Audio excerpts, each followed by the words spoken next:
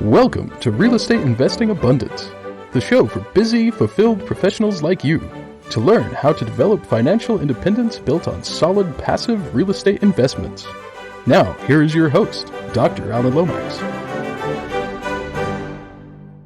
Hello, enlightened investors. Welcome back to Real Estate Investing Abundance. I'm your host, Dr. Alan, and I am so glad that you have decided to join us once again today. And we're going to take a look at how we can unlock multifamily operational excellence. And we have with us a returning guest. Jered was one of our very early guests on our previous podcast, Creekside Chats with Successful Multifamily Real Estate Investors. And so we're delighted that Jered has decided to join us once again and have a chance to catch up with him and find out what's been going on with him in the last 4 years here. Jered is the CEO of SNS Capital Group in Cincinnati. He draws on 17 years of multifamily investment expertise, integrating construction know-how to manage over $150 million in assets.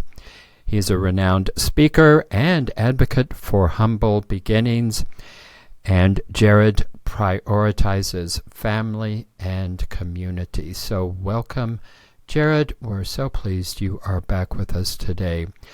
Let's just go ahead and, if you would, just start off by sharing that very inspiring and interesting story from those humble beginnings to the CEO of SNS Capital Group. Yeah, well, thank you again for having me back on, and congratulations to you and your team for the success in the show you've built. And if I'm not mistaken, you're approaching 500 episodes, so quite a milestone, and I'm appreciative to have two of those as being part of it. So thank you so much. To answer your question, going back in time, 17 years, I started in the industry as a maintenance technician. So in the multifamily space, I was the guy, hanging blinds, painting apartments, and making repairs to people's apartments. And had the opportunity to do that while I was in high school. Saved up a little bit of money because I was making decent money for a high schooler living at home with parents. And then bought my first investment property right at 18. And so the last 16 years has been a organic growth of buying distressed assets, forcing appreciation into those assets through usually construction and better operations, and then stripping the equity to redeploy into the next venture. And so really the business plan hasn't changed all that much since 2008. We're just doing it in larger and larger assets. Mm-hmm. Well, tell us about that first endeavor at 18 years of age. Mm-hmm. Yeah, so having the opportunity to buy a 6-bedroom house in not that great of a neighborhood, and then rent out the other bedrooms to friends. So me and my brother bought the house together. We lived in 2 of the bedrooms, and then 4 of the other bedrooms were rented out to friends. Mm-hmm.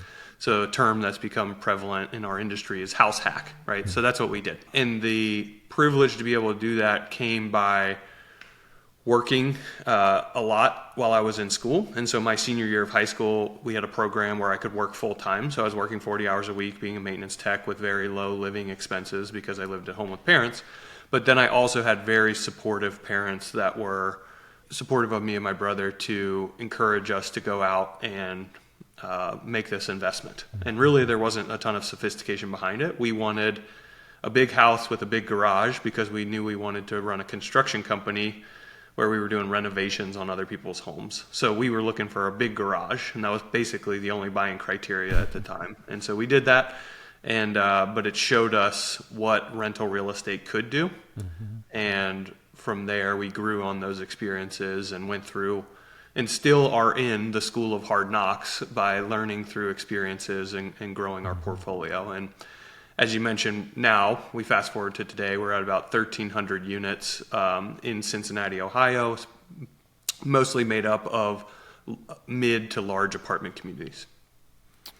Well, you mentioned that you had supportive parents. I'm wondering, were your parents entrepreneurial? Were they in real estate? Did you grow up in that kind of environment? No, not at all. So not only were my parents not entrepreneurial, but no one in my family was either.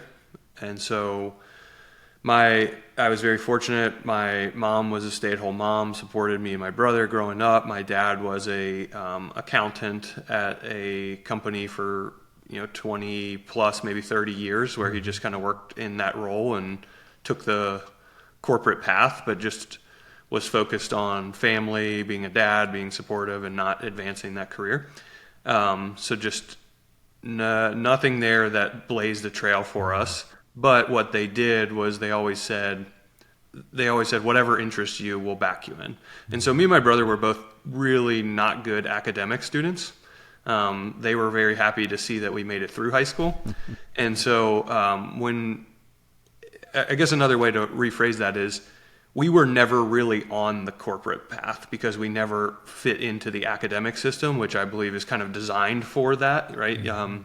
Get people jobs, and we never went and got jobs. And so because we were not good academic students, we were never on the corporate path, and because we never got on it, that's what forced us into finding a solution. And that solution was entrepreneurship. That solution was real estate investment. Wow. Well, what possessed you to go, well, yeah, I'm going to go out at 18 years of age and purchase a home? Were there other mentors? What was it that you saw in real estate at 18 years of age? It's hard to say, Alan. Like I don't remember, and I have to admit there wasn't a huge strategic plan, right? I would say I was savvy enough to know that I didn't want to pay rent because I saw like the exchange of value, and I said, you know what? No, I'd rather own, and so let's figure out how to own. And a lot of our business and a lot of success we had is similar problem solving skills, rolling with the punches, seeing a problem in front of us, trying to come up with a solution and figuring it out along the way. And so I wish I could say there was this huge strategic plan and all of that. But again, it was kind of like, hey, here's a house that we can afford and it has a big garage. That'd be great to store our construction stuff in. Let's buy it. Yeah. But once we own it, what are we going to do with it? Oh, there's extra bedrooms. We can rent that out. Let's see how we can make money and then build upon what we've got ourselves into. Yeah. Well, I think that's not particularly unusual. I think a lot of us just kind of stumble through life, and sometimes we hit on some good ideas, and oftentimes we don't. But it's turned out well for you. So after this first endeavor, finding out that there is really some value in owning real estate property, you've taken that and you have grown from those very humble beginnings to developing a very successful and really prestigious real estate investment firm there. So somewhere along the line, you had to get strategic. So how did that come about? Yeah, absolutely. And that's actually one of the thoughts that was in the back of my head as you were speaking is like, yes, at 18, we lacked strategic plans, but as the company grows, as the team grows, and now we're at about 50 employees, my responsibility today is about creating clarity and then allowing the team, empowering the team to reverse engineer where we're going, right? So clarity of where we're going, and that is a strategic plan. And so there wasn't a period of time where we weren't doing it and then all of a sudden we were doing it. It's a learned thing that you get better and better at and get better as a leader and get better at, even leading a team of 10 is very different than leading a team of 50, right? Today I lead people who lead others, and back at 10 employees, I was the person leading. And so it's a learned skill of creating strategy within an organization and leading people in that direction.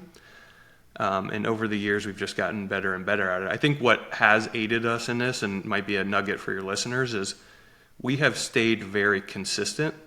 So we're doing the same thing that we've been doing over the years, just a little bit larger in scale. That allows us to take our learning experiences and take our mistakes and build on them rather than have to reinvent, every 5 years or things like that. But I'd be happy to go into like some of the tactical ways that I guide the team and create that clarity if that's where you'd like to go.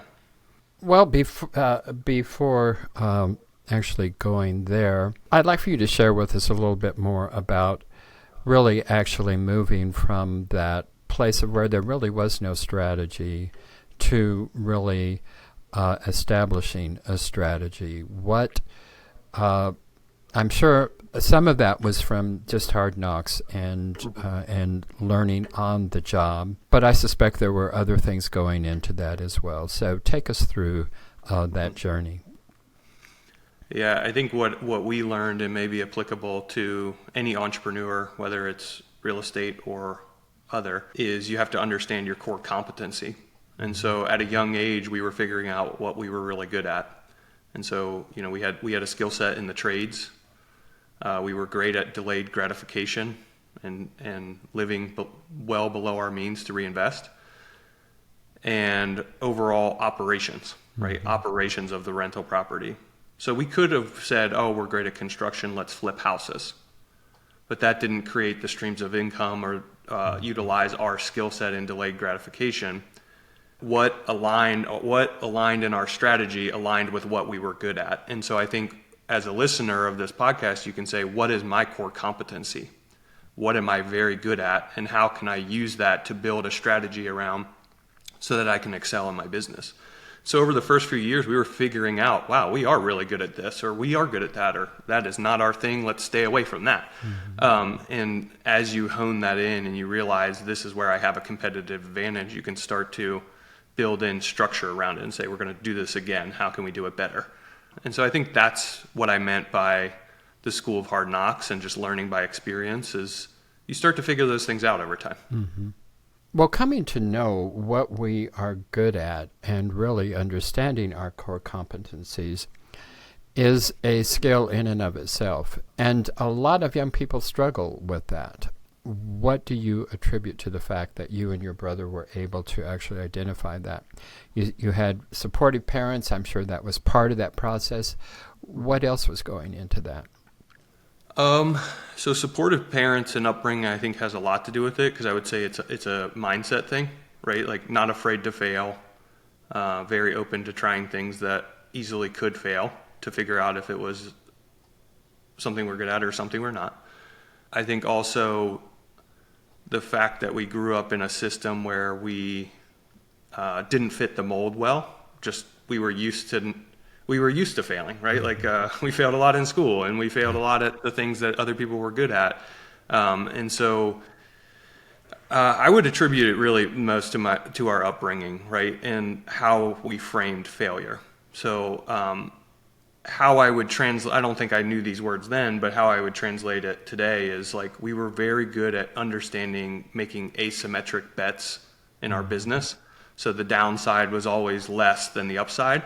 But we were okay realizing those downsides because we knew if we made enough bets, the net impact, the cumulative impact would be a positive. Mm-hmm. So another way of saying that might be, 2 steps forward, 1 step back, right? That's the normal process through learning through experiences. Mm-hmm. And so we are very good then and very good today about making asymmetric bets. We'll try this new thing as long as it won't wipe us out.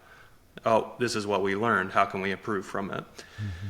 I see so much of that as mindset, and I don't know what advice I could give to young people who lack it. I don't know if I'm in a position to give that advice, but other than understanding it's okay to fail, it's okay to make those mistakes, as long as you're thinking through what is the downside. Enlightened investors, if you haven't done so already, be sure and click that like button and also click that share so others can take advantage of the content.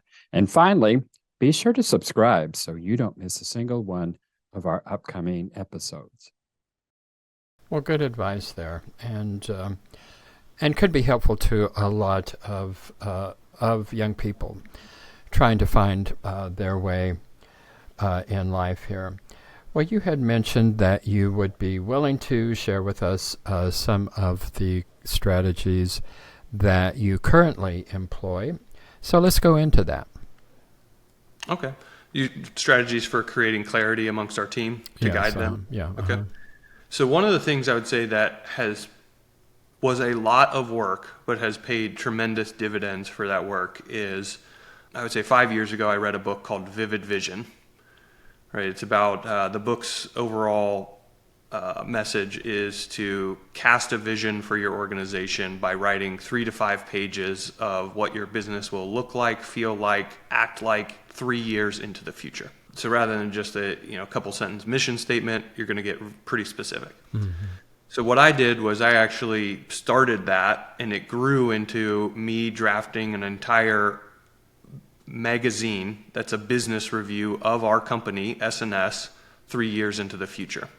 So there's like what our corporate office will look like and what certain roles that we didn't even have at the time, like the HR representative and the acquisitions team. And so I'm just writing this as if someone came into our office 3 years into the future and wrote a whole review of our company. What the properties were like, how they feel when you're there, how the staff interacts with the person that's writing this article. So it's very, very descriptive.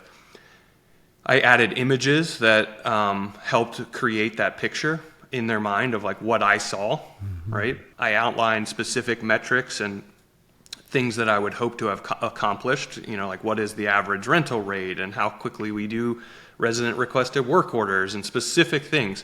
So there's a lot of detail. It took me months to put this together and kind of think through that. I printed it out as if it were as it is a tangible magazine. And what that was so beneficial of is I handed it out, of course, to all of our current team members. I handed it out electronically, I handed it out to a lot of our investors. Anyone who interviews at our company gets a copy of this with the overall message that if we end up extending you a job offer, we want you to know what you're saying yes to.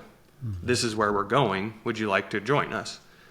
So that's really helpful for recruiting. But then I think what you've probably learned, Alan, over almost 500 episodes here is like businesses, whether it's real estate or any, if you have a leader, if you have skilled people in the organization working in opposite directions, that business is doomed to fail. But if you can create clarity as a leader and then empower your team to work in a unified direction and reverse engineer the actions needed to get there, that's what's going to create success. And so this magazine that I created, it actually says on the first page, the cover page, it's a message from me as CEO saying, this is me empowering you to reverse engineer this vision, go out and make the actions happen. And that has been instrumental to creating clarity within our organization, finding the right people who buy into that and are wanting to create what I'm looking to build, and then help them understand how to work together and collaborate. So it has been really, really useful. Well, that does sound like a really useful and a very dynamic tool. I don't think I've ever heard of anyone actually going into that kind of detail.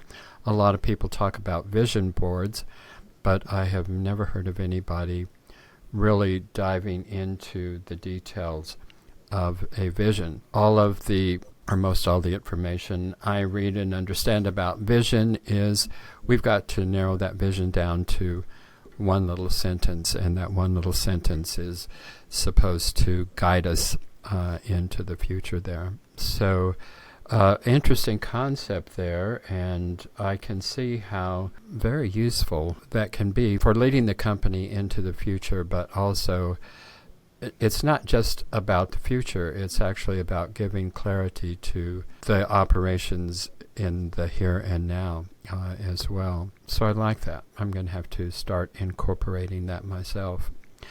Yeah, Alan, we have an electronic version of that. I'd be happy to share it with you, and then you can put it in the show notes and people can actually look how I structured that and how I wrote it. It ended up being 36 pages long. A lot of it's images, so I used visual imagery to help cast that vision. But that was a while ago. I'm actually working on the next draft of it. So that was 2.5 years ago, and at the holiday party that we have at the end of the year, kind of the change of the calendar year from 2023 to 2024, we were 2 years into that vision, right? So it had been 2 years since I had handed out. And one thing that was really fun that we did was I went through, and all of the text in that whole 36 pages, anything that I felt that we had accomplished, I highlighted in blue, which is our company colors. Anything that had not been accomplished yet, I left unhighlighted. And so it was an opportunity to reflect and celebrate, like, man, 75% of this magazine is blue, right? And when I wrote it, none of it was. And it was just an opportunity to really see how functional that practice was, and the months of work it took for me to get the ideas out of my head onto a piece of paper was a worthwhile venture. Well, yes, vision is important, and the way that you have utilized that, I can see why it is really a dynamic tool for directing your business. And yes, I would really appreciate you sharing that and sharing that link with us. And I know our audience would also enjoy getting a lot out of that. So yeah, I appreciate that. Absolutely. So we are visiting with Jered Sturm, and he is the CEO of SNS Capital Group.com. And so Jered, tell us just a little bit more about SNS Capital Group, how you work today, and what it is that you have to offer our viewers and listeners. Well, I joined the show to hopefully just offer advice, and people can take away nuggets and bring it into their life and their business and their investing in any way possible. But who we are and what we do is we buy large multifamily, specifically in the Cincinnati, Ohio market. That's where I'm born, raised, and built my competitive advantage. And we are owner operators of large multifamily assets. And then second to that, we syndicate those deals today. And so I word it that way because we talked about core competency earlier, Alan, right? And I've learned that our core competency is operations. It is being an owner-operator. And second to that, we just happen to use the practice of syndicating to further that core competency. And so it's a differentiator that I think your listeners may value is if you are considering passive investments or partnerships, you have to ask, what is this person that I'm considering entrusting with this whatever, what is their core competency? And so in syndications, it might be that someone's core competency is raising capital and sales and marketing, and they happen to choose, secondarily, real estate as the venture to deploy that core competency. But it could have been tech, it could have been whatever. And so what we do is we partner with passive investors, raise capital to buy large multifamilies in Cincinnati, Ohio for long-term, consistent, predictable cash flow, because that leans on our core competency of operations. So we buy, improve, strip the equity, usually through debt restructure or refinance, and then we continue to own and operate those deals for long-term, consistent, predictable cash flow. I like the plan. So many syndicators are really essentially fix and flippers. I mean, the fix and flip period is much longer than single family. It's usually a 5 to 7 year period, but still, that's what so many syndicators are. And so I really enjoy it when I get an opportunity to talk to individuals who are fix and holders, which is a really different kind of concept there. So, Jered, what are some of the ways that you've talked about business strategy here, but an important value of yours is family and community. So what are some of the strategies that you employ to balance your success as a real estate investor with your commitment to family and your community? Yeah, I'm glad you used the word balance, because that's really how I view it, is there's certain buckets or pillars or whatever word you want to use in life. And they consistently are in and out of balance. And I think intentionality is what keeps them from going too far in and out of any balance. And so I love what I do. I like my job. I enjoy the problem solving nature of it. I enjoy the challenge of building a team that can do what we do. But that's not the only bucket. That's not the only pillar. And so it could be my personal health and wellness. It could be my family. It could be the community that I'm around, my extended family. All of those things are different buckets, different pillars. And so I pour into them, and I monitor when I feel out of balance. And the best way to feel fulfilled and stabilized is getting them back in balance. And so I have a 3-year-old and a 6-year-old at home. Been happily married for 10 years. And I think even this idea of community fulfillment, doing the right thing, balance, can even be seen in our mission statement when we had to boil our company down into one sentence, right? And so we have chose and live by the mission of we deliver the feeling of home So let me clarify, it's not necessarily that we deliver a home, being a landlord. We deliver the feeling of home, things like stability, belonging, respect, right? And so we have embodied that as a property management company, as a landlord, and that is one way that I believe we can have a profound impact on our community. So now we have thousands, literally thousands of residents who live in our properties. And if you think about the philosophy of delivering the feeling of home, stability, belonging, respect, welcomeness, all of those things, what impact does that have? What ripples does that send out into our community? And we believe passionately that it's significant, right? We think that a stable household can create better people, which they will go out and do great things. And so how I impact the community is a lot through my work, right? And believing in that mission and operating our company in a way that we live up to that mission statement. Well, impressive work to be certain.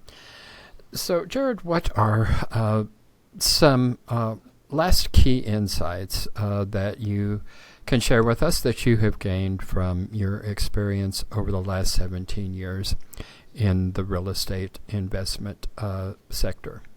I think I could condense it down into one statement. So you said key insights in the real estate investment sector, and I'm glad you said investments, because on podcasts and wherever listeners are listening to similar shows and platforms like this, I think what gets a lot of attention is investment returns, right? Like a lot of what attracts us to real estate is the financial impact that it clearly has and why so many have built wealth and passive streams of income off of it. I think those are all good things, but the key takeaway that I've learned over 17 years is financial returns are supported by on-site operations. And I think a lot of people know that, but then the one step further that I think a lot of people miss is on-site operations are supported by the people who work there. And so how I can achieve the financial returns that I'm seeking is actually by focusing on the people who work on site, right? And that's why we've vertically integrated. That's why I put so much intention into building a team with people who share the values that we share, so that we can reverse engineer and build the results, whether it's financial returns or impact on our community, that we're after. And so I think just a lot of times we hear about the financial returns and we get lost in that, right? And I just want to use that as the key, use your platform as an opportunity to share. There is a clear series of events, right? The people produce the operations produce the financial returns. And I think having that awareness has been extremely impactful. And I think one reason I have that awareness is because I've sat in all those roles, right? So if you compare my story being very like grassroots organic growth, I was the maintenance tech. I was the leasing agent for a long time. I was the property manager. I sat in the regional manager role. Like, I understand and respect the contribution that they're making to the financial returns. And I think that's what allows us to have that key takeaway and share it today. Well, enlightened investors, we are talking today with Jered Sturm of SNS Capital Group. And you can find Jered at snscapitalgroup.com. And enlightened investors, I know that you have enjoyed today's conversation as Jered is speaking of the values that I know that you hold and that we hold on this show. And that is that certainly real estate investing provides the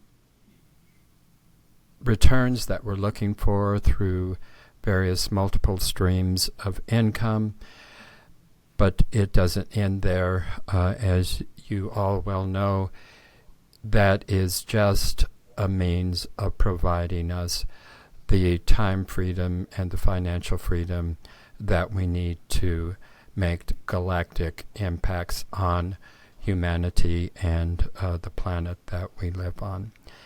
And so investigate SNS Capital Group. As you know from the podcast, Jered exemplifies the very kind of values that we support, and and look for in the investments that we engage in. So thank you so much, Jered, for being with us today. It's been my pleasure to speak with you once again. Yeah, Alan, thank you so much for the time, and thank you to anyone else who's working on the back end of editing and producing and all the other parts that go into this show. I'm very appreciative to have the platform.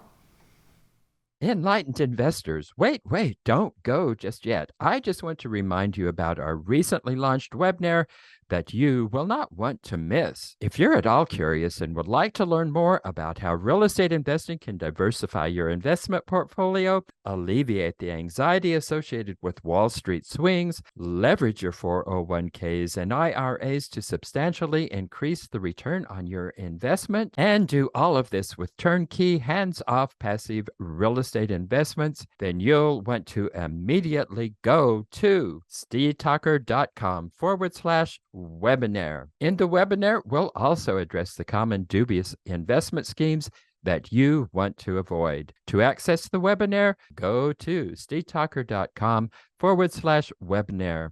I look forward to seeing you in the webinar. Thank you for tuning in to Real Estate Investing Abundance, brought to you by Steve Talker Capital, a company working for passionate professionals like you to develop financial independence built on solid, passive real estate investments. As part of our efforts to make the world a better place, Steve Talker Capital contributes to activities and organizations committed to better understand the equine. These endeavors attempt to enhance the human treatment of horses worldwide. Steve Talker Capital, working for a world where all creatures, great and small, flourish abundantly. For resources to develop your financial independence, connect with us at stevetalker.com.